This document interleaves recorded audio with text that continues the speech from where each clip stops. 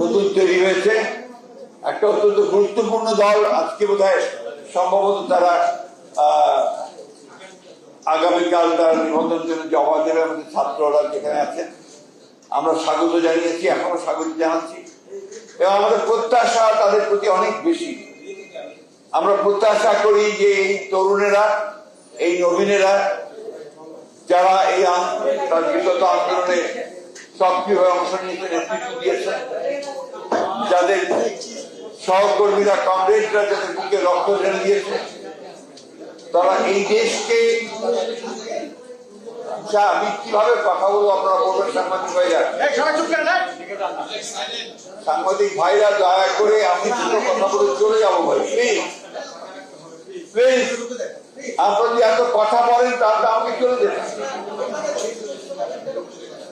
এই আসেন